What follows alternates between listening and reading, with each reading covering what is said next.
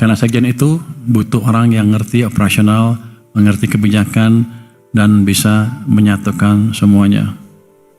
Tapi saya nggak tahu nih, Pak Robert kan kelihatannya serius banget. Kalau rapat bisa ketawa-ketawa nggak? Siapa? Nanti kita kalau rapat bawa kalkulator semua, serius sama dia. Siapa? Jadi Pak Robert nggak dari nol, tapi melanjutkan dengan kapasitas yang sudah terbentuk. Kalau lihat dari rambut sudah kelihatan, sepertinya dia lebih sering kena angin di depan. Artinya lebih biasa berpikir lah. Udah terbiasa berpikir lah. Sekarang kita lihat konteksnya. Global sedang tidak stabil, geopolitik sedang bergerak, harga komoditas fluktuatif. Kalau kita negara tetangga kita, BBM udah naik nggak kira-kira kan? Di sini Pak, dengan kepemimpinan orang-orang ini, kita bisa menjaga harga BBM di level yang sekarang tanpa membahayakan APBN. Jadi tim kita tuh jago, cuman di luar masih kurang dihargai ya. Kita masih kampanye tuh.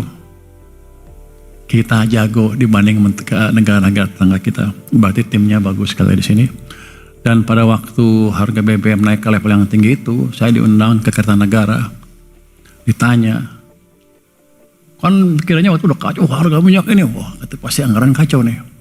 Ditanya sama Presiden, gimana APBN? Aman Pak. Oh aman. Kalau 100? Aman Pak. Sudah kita hitung sampai 100 aman semua. Artinya ada tindakan-tindakan yang kita bisa jalankan untuk itu mengamankan itu. Dan itu belum terpublikasikan dengan baik ke media. Kayaknya saya hanya bicaranya saya separuh-separuh, kelihatannya mereka nggak banyak ngerti.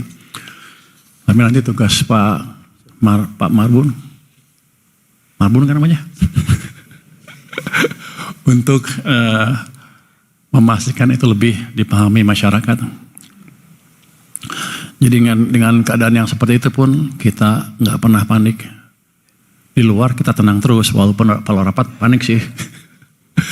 Tapi kita approach secara terukur, nggak pernah ada angka yang aneh-aneh yang nggak bisa kita hitung.